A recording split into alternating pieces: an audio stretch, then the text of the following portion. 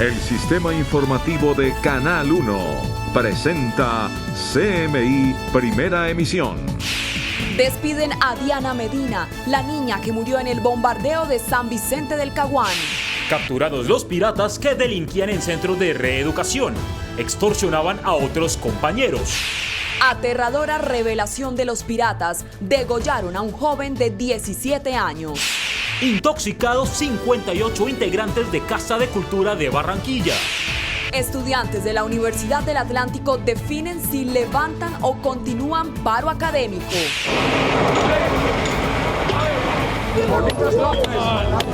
30 años sin el muro de Berlín. ¿Qué cambió en el mundo?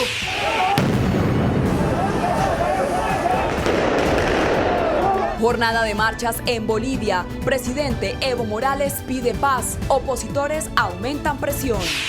Familia de Diana Medina le da el último adiós a la niña que soñaba con ser futbolista.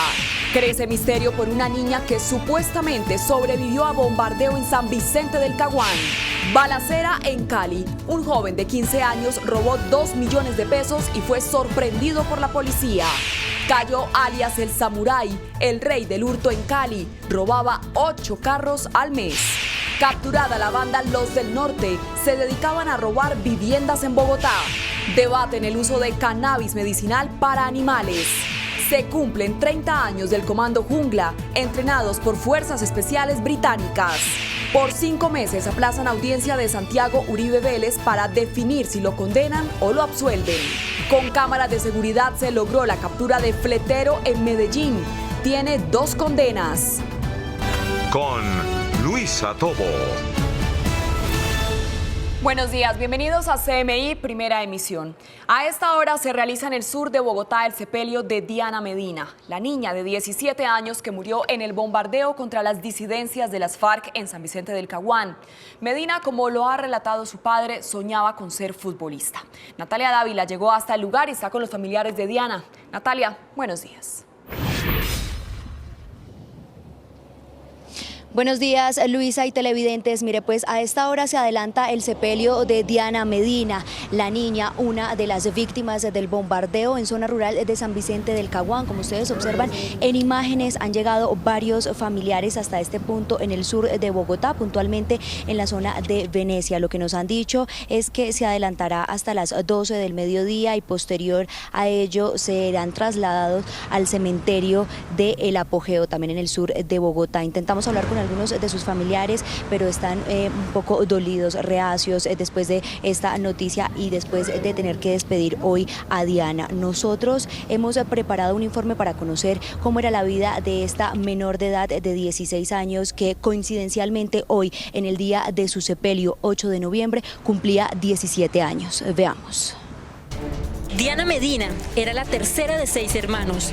Creció en el campo y era estudiante de 9º grado del Colegio Acevedo y Gómez en Puerto Rico, norte del Caquetá. En las vacaciones de mitad de año se fue y nunca regresó. Ella había ido a pasar esa semana de vacaciones ante la hermana y que volvía a seguir estudiando. Y no, ahí sí no supe nada más, no me di cuenta nada más cómo ella apareció por allá. Su padrastro la recuerda como una buena niña y no le gustaban las armas. Ella dijo que no, que ya eso no le gustaba, que ya lo único que le gustaba era llegar al día de ser profesional en el fútbol, que para algún día sacarnos a nosotros adelante. Sus hermanos también la recuerdan por su alegría. Ella era muy recochera, juiciosa, estudiosa. Era buena gente con todos. Ella fue una de las víctimas del bombardeo contra alias El Cucho ocurrido en zona rural de San Vicente del Caguán, donde de los presuntos 15 disidentes que murieron, 8 eran menores. Estas muertes habrían quedado impunes de no ser por las denuncias conocidas en un debate contra el ministro de Defensa en el Congreso.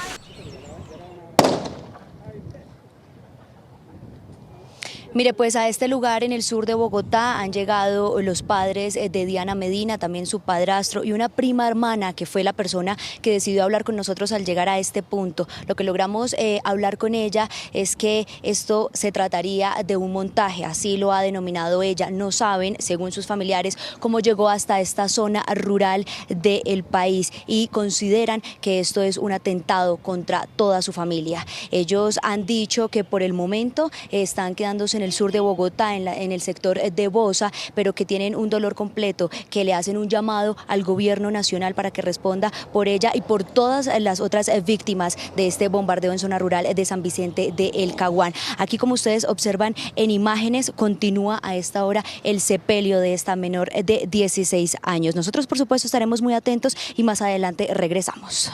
Así es, Natalia, muchas gracias. Intoxicados resultaron 58 integrantes de las Casas de Cultura de Barranquilla que llevaban una muestra del Carnaval de Barranquilla a las fiestas de Cartagena. Daniela, buenos días. ¿Y cuáles fueron las causas de la intoxicación? Hola Luisa, muy buen día para usted y para los televidentes que nos están viendo a esta hora. Pues sí, Luisa, le cuento que las causas de esta intoxicación masiva pudo ser un arroz con pollo que habrían consumido de camino Barranquilla-Cartagena. Se dice que el consumo de arroz con pollo que llevaron desde la ciudad de Barranquilla a Cartagena habría sido la causa para que más de 50 personas de las casas distritales que hacen parte de la comitiva presentaran síntomas de intoxicación. Estos artistas fueron a representar a la ciudad de Barranquilla en el desfile de la independencia de esta ciudad. El secretario de Cultura Distrital, Juan José Jaramillo, explicó que luego del almuerzo, que consumieron cerca de 250 personas, 50 jóvenes empezaron a presentar vómitos y malestares digestivos. Al principio se decía que era parte del sol, todo el tema de Cartagena, pero ya a medida que fue creciendo esto, decidieron llevárselo a la clínica. Fueron 28 que estuvieron canalizados, alrededor de 50 total llegaron a la clínica. Los 250 representantes de las casas de cultura ya se encuentran en la ciudad de Barranquilla, según informó el secretario. Todos comimos, digamos, del mismo almuerzo, 250 almuerzos. A 50 les cayó mal. Por su parte, el funcionario indicó que el alimento no fue comprado en la calle. Este fue suministrado por el mismo proveedor con quien tienen contrato hace 4 años. Aseguró que es la primera vez que esta situación sucede. En otras noticias les contamos a esta hora que siguen adelantándose las asambleas en la Universidad del Atlántico para definir si continúa o no el cese de actividades. Desde las 10 de la mañana de hoy, los representantes de estudiantes de la Universidad del Atlántico se encuentran reunidos para definir si continúa o no el cese de actividades. La comunidad estudiantil rechaza que el rector Carlos Prasca, quien presentó su renuncia la semana pasada, continúe en el cargo hasta finalizar su periodo de vacaciones en diciembre. Me permitan a mí llegar a la universidad, porque no he podido entrar como rector a la universidad, sino que estoy despachando debajo de un árbol, debajo de una sombra, al frente de un salón o en un pequeño espacio de salón donde me permitan estar. El rector invitó a todos los padres de familia a participar mañana de una asamblea para definir qué pasará con este semestre. Para que nosotros podamos hoy levantar este cese de actividades, que se participe de manera masiva. Somos pluralistas, somos una universidad que escuchamos a todos, los entendemos a todos, le damos espacios de participación. Las asambleas se estarán realizando durante todo el día de hoy y también el día de mañana. Lo que se busca es poder levantar el paro. Si esto no llegase a darse, se quedarían suspendidos los grados, también se bajarían las inscripciones y bajarían los indicadores como universidad pública, según el rector Restrepo. Luisa y televidentes, continuamos desde la Universidad del Atlántico y según lo que hemos conversado con algunos de los estudiantes, pues aseguran que el paro no se levantará y se cancelará el semestre este año. Daniela Castillo, CMI, La Noticia. Daniela, muchas gracias. Aterradora historia en un centro de reeducación para menores. Fueron capturados los piratas que amenazaban con extorsiones a otros internos para no ser víctimas de cruentas torturas.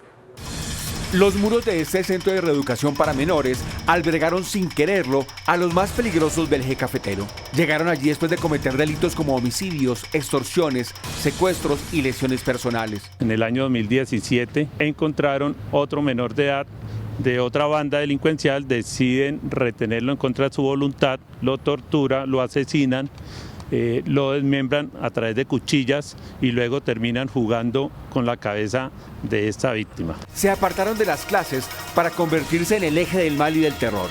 La ley del silencio que impusieron solo permitió conocer de su existencia hasta febrero de este año. Un padre de familia nos informaba que estaba siendo objeto de extorsiones por menores de edad que se encontraban en este mismo centro de reeducación. Para esclarecer el crimen, el Gaura de la policía infiltró el centro de reeducación. El agente encubierto logró establecer que en el sitio los jóvenes conformaron la banda denominada de los piratas. Su objetivo, exigir dinero a otros internos para no torturarlos. Para presionar el pago, les quitaban la comida por varios días y si insistían en no pagar, los agredían con armas blancas, como quedó registrado en este video. Llamaban a sus padres de familia y les exigían dineros entre 120.000 y 200.000 pesos y lo hacían a través de videos que les enviaban mostrándole cómo torturaban a menores de edad dentro del centro de reeducación. Lo peor de todo, aseguran las autoridades, es que quien dirigía la banda era este hombre, el padre de uno de los internos. Era quien, además de decirles cómo operar, era el que cobraba el dinero producto de la extorsión a través de oficinas de giros. Quien desde afuera del centro de reeducación ordenaba para hacer temas de extorsión a los mismos jóvenes que estaban internos. El hombre, apodado como el Cucho, mostró su desconcierto al policía que lo capturaba. Su hijo, alias el Caleño y jefe de los piratas, fue capturado junto a los otros 5 integrantes de la temeraria organización. Por haber alcanzado ya la mayoría de edad, un juez los envió a una cárcel de donde se espera que no salgan antes de 15 años. El presidente boliviano Evo Morales hizo un llamado al diálogo en medio del recrudecimiento de la violencia. Morales sigue acusando a la oposición de estar fraguando un golpe de Estado en su contra. La fuerte polarización en Bolivia entre los seguidores de Morales y la oposición, que acusa al mandatario de fraude electoral, se ha convertido en una espiral de violencia ciudadana que ya deja 3 muertos, más de 300 heridos y cerca de 200 detenidos. Y la defensa del expresidente Lula da Silva solicitó esta mañana su libertad inmediata después de un fallo del Supremo Tribunal Federal que declara inconstitucional que una persona siga detenida en doble instancia. En un polémico fallo, el Tribunal Supremo de Brasil despejó el camino para la puesta en libertad del expresidente Luis Ignacio Lula da Silva, en prisión desde abril de 2018 cuando fue condenado a 8 años de cárcel acusado de corrupción y lavado de dinero. La Corte declaró inconstitucional la jurisprudencia establecida en 2016 que permitía ejecutar una pena de prisión una vez se confirmara en segunda instancia, aunque aún quedaran apelaciones por resolver en tribunales superiores. En el caso de Lula, aún le queda una apelación pendiente en el Tribunal Supremo.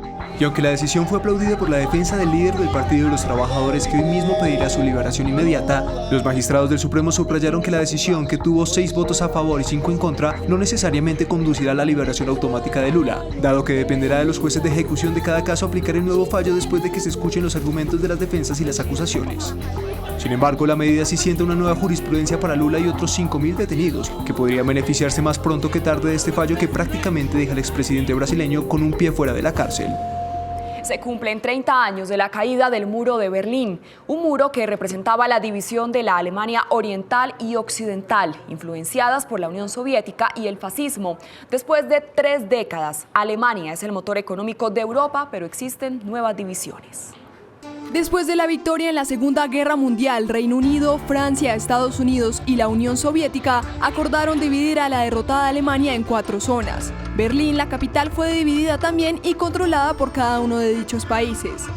En el oeste, Reino Unido, Francia y Estados Unidos se unieron y crearon la República Federal Alemana, y la Unión Soviética al este se convirtió en la República Democrática de Alemania. Más de 3 millones de personas huyeron al lado occidental para tener más oportunidades de vida.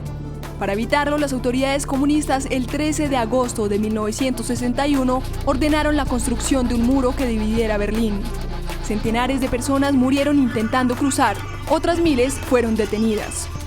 Ich habe mich als Verräter gefühlt, aber ich wusste, ich muss es für mich selber tun. Aber ich habe ja mein Land verraten. So bin ich losgefahren. Aber als ich im Gefängnis war, habe ich gedacht, nein, für dieses Regime hat es sich gelohnt, das Leben zu riskieren. Tras grandes y violentas protestas, peticiones de viajes fuera del bloque socialista, un portavoz del gobierno pronunció unas palabras que levantaron al pueblo con respecto a los viajes. Nach meiner Kenntnis ist das sofort, unverzüglich. En el paso fronterizo, miles se encontraron y rompieron un cerco, y sucedió lo impensable. El 9 de noviembre de 1989, los alemanes eufóricos treparon por encima del muro y comenzaron a romperlo con martillos. Luego, excavadoras mecánicas traídas desde el lado este del muro eliminaron los 3,6 metros que habían dividido la ciudad durante 28 años. 2019. 3 décadas después de la caída del muro de Berlín, la imponente estructura que dividió el Oriente comunista y el Occidente capitalista vive en plazas públicas, parques y recuerdos turísticos.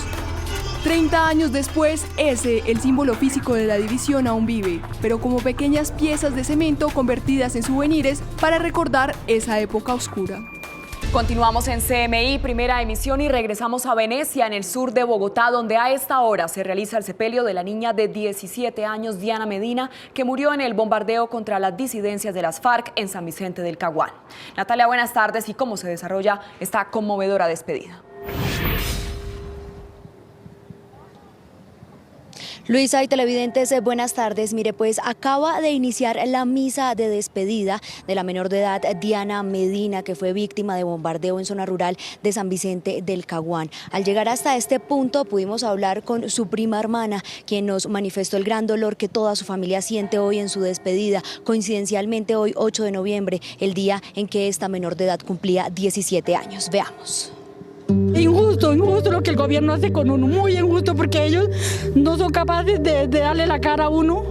Esta fue la reacción de la prima hermana de Diana Medina, la menor de edad víctima del bombardeo en zona rural de San Vicente del Caguán, al llegar a Bogotá, lugar donde se adelanta su sepelio. Asegura que están desamparados y que lo de Diana se trató de un montaje. Es un vil montaje que el gobierno está haciendo con Diana y con cualquier otro niño. ¿Por qué una niña de 8 o 15 años que se haya desaparecido la van a sacar con un fusil? Con dolor, sus familiares sepultarán a la menor que coincidencialmente hoy, 8 de noviembre, cumplía 17 años. Mire, pues una vez finalice esta misa de despedida de la menor Diana Medina, su cuerpo será trasladado al cementerio del Apogeo, también ubicado en el sur de Bogotá. Es por el momento la información que registramos desde el sector de Venecia. Natalia Dávila, en CMI La Noticia. Natalia, muchas gracias. Y aumenta el misterio por el paradero de una supuesta sobreviviente al bombardeo contra las disidencias de las FARC, en el que murieron 8 menores. La única pista es que el ejército la encontró en una carretera y la llevó a un hospital. Desde ese momento desapareció. Mes y medio después del bombardeo en zona rural de San Vicente del Caguán, pasó por un retén del ejército una motocicleta con 2 hombres y una joven de 16 años que tenía un brazo amputado. Los soldados llevaron a la joven a un hospital y después a la sede del Instituto de Bienestar Familiar, de donde habría escapado. En una acción humanitaria con el ejército se recuperó una joven adolescente que al parecer había sido también caída en este bombardeo con una de extremidades superiores que había sido amputada, y pues se recuperó, se puso a disposición del bienestar familiar. Ella luego del hogar de paso se fuga y pues prácticamente no sabemos el paradero de ella. Ese día la menor dijo que perdió la mano en un accidente en moto, aunque en la región sospechan que pudo ser víctima del bombardeo, no hay ninguna confirmación. El representante en Colombia de la Alta Comisionada para los Derechos Humanos de la ONU, Alberto Brunori, condenó el reclutamiento de menores y anunció que más adelante publicará un análisis sobre la aplicación del derecho internacional humanitario en el bombardeo del Caquetá. El reclutamiento de niños y niñas menores de 15 años es una práctica prohibida en el marco del derecho internacional humanitario. Asimismo, la utilización de niñas y niños y jóvenes menores de 18 años por parte de grupos criminales está prohibida por el derecho internacional de los derechos humanos. Hoy estoy sumamente preocupado por la vida y por la seguridad del personero Erner Carreño, quien, según la información que tenemos, habría recibido amenazas. Y en balacera terminó la captura de un menor de 15 años que fue sorprendido cuando robó a un ciudadano que acababa de retirar 2 millones de pesos de un cajero automático. Javier, buenas tardes. ¿Y qué va a pasar con este menor? Luisa, televidentes, muy buenas tardes. El menor se encuentra en este momento en poder de bienestar familiar y sería llevado ante un juez para que legalice su aprehensión y sea enviado a un centro de rehabilitación para menores de edad.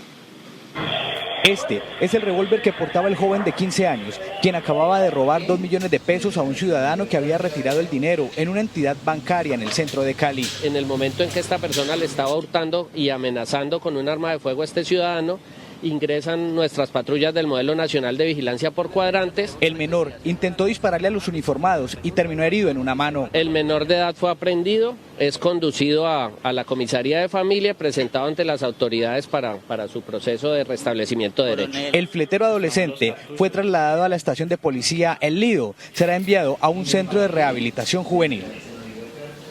En otras noticias, en las últimas horas cayó alias Samurai, rey del hurto de vehículos en la capital del Valle del Cauca. Se estima que por lo menos 8 carros eran alados a la semana. En las últimas horas, la policía de Cali capturó a alias Samurai y desarticuló la estructura delincuencial que lideraba en la capital vallecaucana, dedicada al hurto de vehículos en la modalidad de alado. Se presume que desde hace varios años este hombre estaría robando carros en la ciudad. Capturamos 3 personas, 2 de ellos ciudadanos venezolanos. Y en este caso se encuentra alias Samurai, es una persona que nosotros ya tenemos algunas investigaciones, estábamos adelantando algunas investigaciones en contra de esta persona. 2 personas más fueron capturadas y se incautó gran cantidad de autopartes. Usaban como fachada una vulcanizadora de vehículos, ellos tenían una manta protectora, allí entraban los vehículos y lo que tenemos ya en nuestras verificaciones es que más o menos en 8 horas desguazaban un vehículo. A esta banda criminal se le atribuye la comisión de varios hurtos en diferentes comunas de Cali. Los capturados fueron dejados a disposición de la autoridad competente para que sea definida su situación judicial. A esta hora en el Palacio de Justicia se define precisamente la situación de esta banda delincuencial liderada por alias Samurai. Información desde Cali, Javier Ramírez, CMI La Noticia. Javier, muchas gracias. Y en una gigantesca redada contra el microtráfico en Bucaramanga cayó una peligrosa banda delincuencial que vendía medicamentos restringidos y narcóticos en droguerías, locales comerciales y parques del centro de la ciudad. Ana Mercedes, buenas tardes. ¿Quiénes son los capturados? Hola Luisa, televidentes, cordial saludo. Pues los capturados son 13 de los integrantes de la peligrosa red de los topos que han sembrado el pánico en los parques de la ciudad y los beneficiados de la comunidad que hoy puede disfrutarlos. A plena luz del día, más de 100 hombres de la policía y fiscalía allanaron droguerías, residencias, locales comerciales y parques del centro de la ciudad, logrando la captura de 3 integrantes de la temida banda Los Topos, dedicada al comercio de estupefacientes y distribución de narcóticos y medicamentos restringidos. En la comercialización diaria, no menos de 1000 pastillas, las cuales por parte de los consumidores las combinaban con bebidas hidratantes, energizantes, lo cual puede ocasionar un efecto casi que similar al de el clorhidrato de cocaína cuando se combina con alcohol. La banda tenía montado estratégicamente un jugoso negocio criminal en el corazón de la ciudad bonita. Esto representaba diariamente 8 millones de pesos, los cuales recibían y que en el marco de la economía criminal representaba al mes 240 millones de pesos. Para los vecinos del sector, las autoridades se habían dejado coger ventaja de los delincuentes. Antes no se podía transitar por estos sitios por el peligro de la drogadicción, de los gamines, de tanto desechable por acá. Que esto solo era de vivir gente gamina, gente mala procedencia. Estas capturas se suman a 27 más efectuadas días atrás en el marco de la operación Aniversario 128.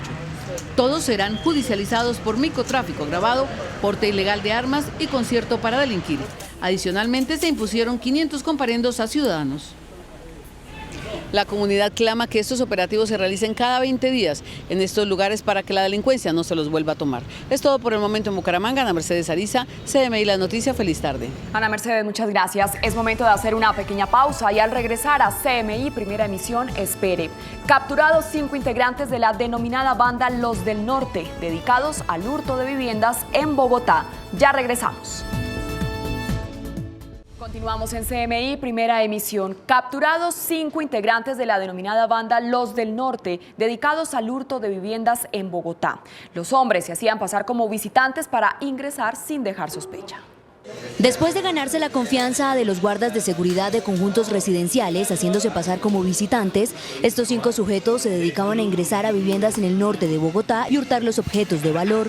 Luego de lograr el ingreso, identificaban las casas solas o que tenían algún tipo de factor de oportunidad para ingresar. Cometían el hecho, luego salían tratando de dejar el menor rastro. Utilizaban herramientas improvisadas, violentando las cerraduras de las puertas para cometer su objetivo.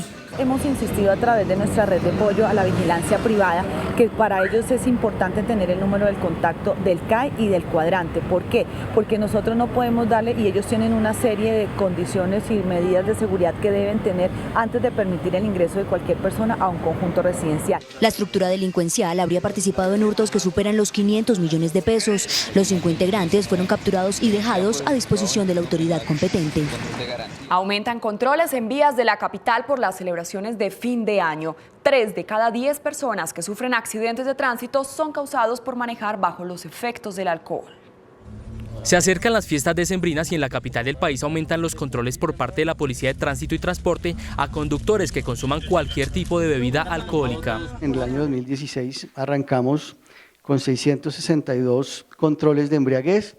En el año 2018 ya lo habíamos triplicado, estamos en 1.800. Este año seguramente llegaremos a un número un poco mayor al que tuvimos el año pasado, que es de 1.745. Los operativos por embriaguez en conductores han aumentado en algunas zonas específicas.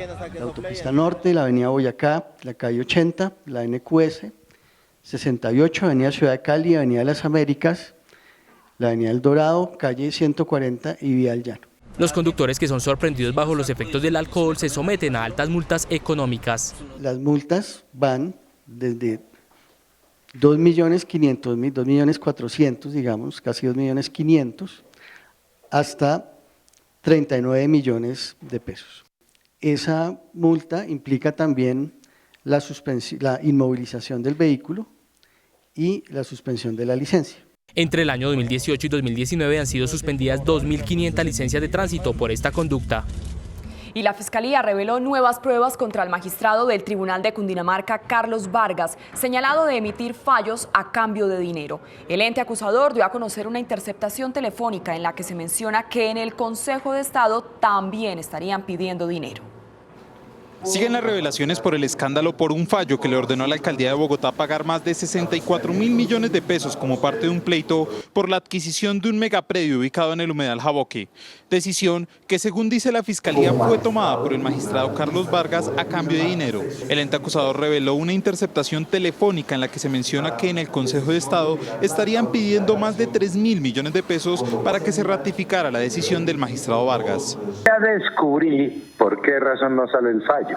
Ajá. Hubo una petición de 3.000. Y esa es la razón.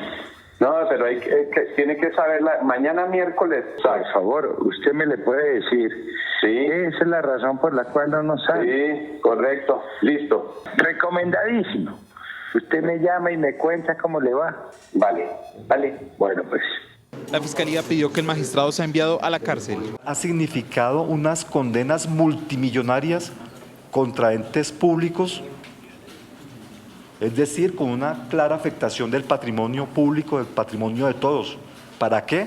Para favorecer intereses de personas que incluso han sido condenadas por vínculos con paramilitares. El magistrado Vargas no aceptó los cargos que le formuló la Fiscalía. Y en Pereira, los veterinarios de Colombia conocen sobre los procesos que se adelantan en el mundo sobre el cannabis medicinal, pero en esta ocasión dirigido a los animales de compañía, especialmente a perros y gatos.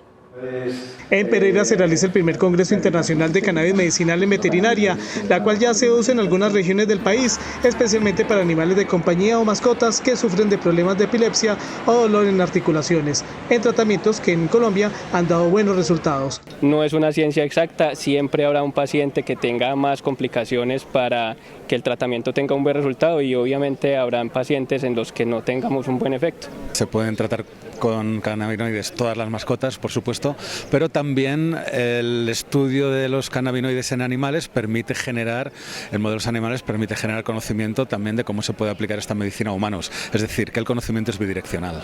En Latinoamérica también se realizan investigaciones, al punto que han logrado establecer que el cannabis veterinario se puede utilizar para tratar enfermedades como el cáncer en las mascotas y enfermedades respiratorias en los gatos. Se trabaja diferente que con el perro, hay diferentes posologías e incluso el tema del manejo en el gato es difícil porque hay que administrarle un medicamento en forma crónica. Al igual que el cannabis en uso en personas, tiene restricciones. Todavía hay vacíos en la parte legal y en este congreso solo es posible acceder a este tipo de medicina alternativa por pedidos. Y el Ministerio de Salud alista un decreto para implementar una política pública de atención a habitantes de calle, considerando situaciones como la pobreza, exclusión social, falta de salud, educación o alimento. El decreto que alista el Ministerio de Salud fija una política pública social para proteger y restituir los derechos a los más de 35.000 adultos y 10.000 menores habitantes de calle que se calcula que hay. El borrador de 41 hojas está dirigido a atender la exclusión social, la limitación de acceso a servicios sociales, la falta de educación, salud, trabajo, alimentación o de un documento de identidad, además del estigma social.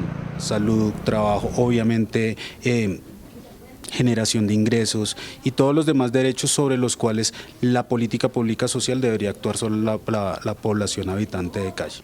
En la adopción de esa política pública social para habitantes de calle se vinculan a autoridades nacionales, departamentales y municipales y se tienen en cuenta la Convención Americana de Derechos Humanos y el artículo 13 de la Constitución que consagra la igualdad. La población habitante de calle es una de las que tiene mayores características de vulnerabilidad. El mismo borrador de decreto explica que el 87% de habitantes de calle son hombres y el 13% mujeres, en su mayoría con edades de 30 a 34 años. Y detrás de los grandes operativos contra el narcotráfico está uno de los más selectos comandos de la policía. Son los Hombre Jungla, 493 especialistas capacitados en curar heridas, destruir laboratorios y enfrentarse cara a cara con peligrosos criminales.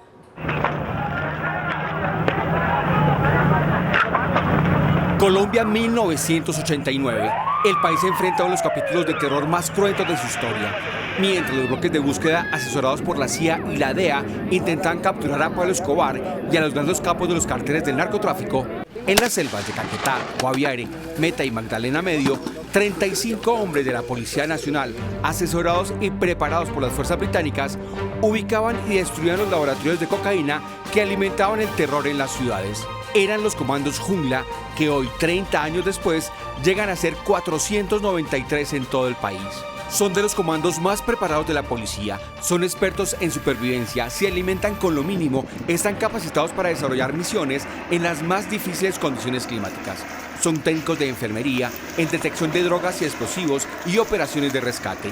Sus aciertos operacionales los han obligado a extender su campo de acción a las zonas urbanas, donde los nuevos mafiosos, los llamados narcotraficantes invisibles, se camuflan como prósperos comerciantes. Apoyados en los oficiales de inteligencia de antinarcóticos, han logrado desarticular las nuevas estructuras del narcotráfico que financian a grupos armados ilegales. Alias Otoniel del Clan del Golfo y alias El Contador son algunos de los objetivos de alto valor de su especialidad. Con esta información hacemos una pequeña pausa, pero al regresar a CMI Primera Emisión, espere. Trágica historia, un menor murió luego de caer de un 8º piso en Medellín. Ya volvemos. Seguimos en CMI Primera Emisión. Consternación en Medellín tras la muerte de un niño en el barrio Robledo de esta ciudad al caer de un 8º piso. Yolanda, buenas tardes. ¿Y cómo es esta lamentable historia? Buenas tardes, Luisa y televidentes. Pues las autoridades están investigando qué fue lo que ocurrió con este pequeño de 4 años que cayó del 8º piso. La familia del Fenol afirma que fue negligencia de los administradores de la copropiedad, quienes no arreglaron un barrote de la reja por la que se cayó el pequeño. El hecho ocurrió en el barrio Robledo, occidente de Medellín. Por estas rejas a las que les falta un barrote en el 8º piso de las escalas de un edificio, un niño de 4 años de edad cayó al vacío. Estaba jugando con mi sobrina de ahí, por el balón, me dijeron que se le fue el cuerpo y le ganó el cuerpo.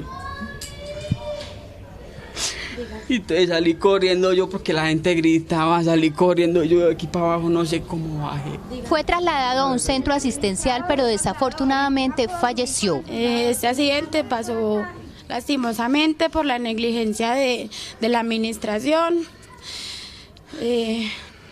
Y no, pues el niño bajaba, el niño estaba jugando y se fue por ese hueco. Las autoridades en Medellín investigan si se pudo tratar de un descuido. Fiscalía General de la Nación, así sea una muerte accidental, inicia investigación para saber y establecer en realidad cuál es la responsabilidad, incluso la responsabilidad como garante a la madre. La policía pidió a los padres que verifiquen las condiciones de seguridad de los entornos de sus hijos.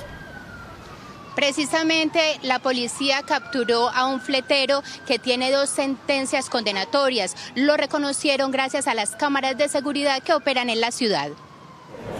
Con la captura de alias Migue se esclareció el fleteo del sector El Chagualo de Medellín. El capturado tiene 2 antecedentes de hurto calificado y agravado. El 60% de los capturados en la ciudad son reincidentes. Las cámaras de seguridad permitieron la identificación y captura. Un ciudadano llama al 123 como testigo a reportar un atraco desde una moto a un vehículo que acaba de ocurrir y da la placa, inmediatamente queda registrada en el sistema y el sistema nos empieza a decir por dónde pasó. Igual en materia de investigación, si fue hace 3 meses, pues sabremos los últimos 3 meses por dónde ha pasado esa moto. Se investigan 2 casos de fleteo esta semana, uno en la avenida Las Vegas y otro cerca al centro administrativo La Alpujarra. Tenemos una placa identificada, hay unos rostros identificados de unos delincuentes, ya las fuentes humanas nos están aportando para poder llegar a ellos, pero sí hay un avance importante del grupo de contraatacos para lograr llegar a estos delincuentes. Según las autoridades, este año el atraco a mano armada a personas tiene una reducción del 5% en Medellín. En 2019 han sido capturados 1.983 delincuentes por hurto a personas en la ciudad. De otro lado, se aplaza por lo menos por 5 meses las audiencias de alegatos finales a Santiago Uribe Vélez. Esto se aplaza porque la defensa de Santiago pidió la prórroga. El abogado de las víctimas de los 12 apóstoles califica este hecho como una burla. Los apoderados de Santiago Uribe Vélez pidieron un plazo para hacer los alegatos de la defensa. El juez del caso manifestó que tiene la agenda copada hasta abril de 2020. Es decir, por lo menos 5 meses se aplaza una decisión sobre inocencia o culpabilidad por los delitos de concierto para delinquir agravado en el caso de los 12 apóstoles y el homicidio de un conductor de servicio público. Como representante de las víctimas, lo lamento profundamente que se siga burlando el derecho que tienen las víctimas y más en los delitos de lesa humanidad. La defensa de las víctimas insistió en que el testimonio de Eunicio Pineda Luján, un ex trabajador de la Hacienda La Carolina, es válido. Simplemente nosotros defendemos todo el material probatorio que acusa a Santiago Uribe Vélez de ser el creador y el patrocinador de este grupo paramilitar y de haber tenido la responsabilidad de mando en el mismo. Sí, porque no es porque se nos ocurra a nosotros, sino porque el material probatorio lo demuestra. La Procuraduría solicitó condena por el delito de concierto para delinquir agravado en el caso de la conformación del grupo paramilitar conocido como los 12 apóstoles y al no encontrar evidencias de culpabilidad en el caso del homicidio del conductor de servicio público, pidió la absolución por este delito. Es todo desde la ciudad de Medellín. Yolanda Bedoya, CMI, La Noticia. Yolanda, muchas gracias. Y a esta hora avanza la primera vapeatón del país en la Plaza de Bolívar, en el centro de la capital. ¿Por qué la manifestación? Stick, buenas tardes. Hola Luisa, televidentes, muy buenas tardes. Los saludos desde la Plaza de Bolívar, en la capital del país, donde cientos de vapeadores se reúnen a esta hora con el fin de rechazar y dicen también pues que el vapeo no es igual que el cigarrillo y que no se debe incluir en la ley antitabaco. Miremos la siguiente nota. Tanto jóvenes como personas adultas afirman que el vapeo no es nocivo para la salud. No es un producto que contiene tabaco, no genera la combustión que genera el tabaco y que genera realmente el daño. Posterior a la manifestación en la Plaza de Bolívar, ASOVAPE radicará una comunicación en la Secretaría de la Comisión Séptima de la Cámara de Representantes, en la cual solicitará que esta institución exija al Ministerio de Salud tener en cuenta toda la evidencia científica disponible en sus declaraciones, conceptos y circulares. Estas personas dicen, Luisa, televidentes, que el vapeo no es lo que hace daño a la salud, que lo que hace daño es lo que ellos le ingresan, algunas personas le ingresan a los vapeadores. Recordemos que el vapeador son aquellos elementos electrónicos que usan ahora los jóvenes y dicen que esto les está salvando las vidas y que es desinformación lo que se dice sobre lo que dicen que pues esto les hace daño a la salud. Nosotros estaremos atentos a este plantón que empezó a las 11 de la mañana en la Plaza de Bolívar, en la capital del país. Desde el centro de Bogotá, Stig Luengas para CMI La Noticia. Stig, muchas gracias. Hasta aquí las noticias en CMI Primera Emisión. A continuación no se pierda la Medium y a las 9:00 p.m. CMI Emisión Central. Feliz fin de semana.